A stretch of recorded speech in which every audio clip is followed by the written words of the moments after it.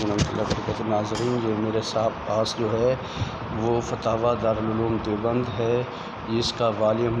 1 اور 2 ہے، لیکن جو مسئلہ جو ہم دیکھنے جا رہے ہیں یہ والیوم 2 میں ہے۔ تو سب سے پہلے جو ہے وہ اس کا صفحہ نمبر جو ہے وہ 90 ہے، تو ذرا اس کی طرف جو ہے پہلے اس کی زیارت کیجئے اس صفحہ کی۔ یہ دیکھیے گا، یہ فتاویٰ دارالعلوم دیوبند ہے اور اس کا والیوم جو ہے وہ 2 ہے۔ یہ دیکھیے جلد ثانی صفحہ 90، اور اس میں اذان میں بوقت شہادتین یعنی اشہد ان محمد رسول اللہ پر انگوٹھے چومنا، اس پر لکھا ہے کہ شامی نے کنز العباد سے نقل کیا کہ شہادتین کے وقت اذان میں ایسا کرنا مستحب ہے۔ پھر جراحی سے نقل کیا کہ لم یصح فی المرفوع من کل ھذا شیء، اور نہیں صحیح ہوا مرفوع حدیث میں اس میں سے کچھ۔ اس سے معلوم ہوا کہ سنت سمجھ کر یہ فعل کرنا صحیح نہیں ہے، چونکہ اس زمانہ میں اکثر لوگ اس کو سنت سمجھ کر کرتے ہیں اور تارک کو ملام و مطعون کرتے ہیں، اس لیے اب اس کو علماء محققین نے متروک کر دیا ہے۔ تو ناظرین، یہ جو انہوں نے لکھا ہے کہ اس کو لوگ سنت سمجھ کر کرتے ہیں، تو میرا خیال ہے کہ یہ شاید جو ہے وہ معاشرے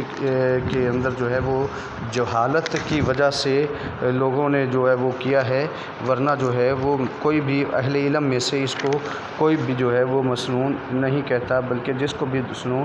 وہ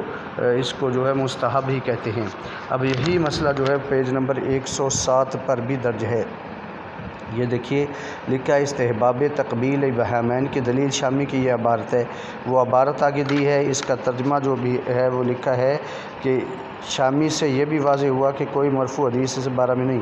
غایت یہ کہ ضعیف حدیث پر بھی فضائل اعمال میں عمل کرنا درست ہے، مگر اس کی شرط یہ ہے کہ اس میں فعل کو مسنون نہ سمجھے،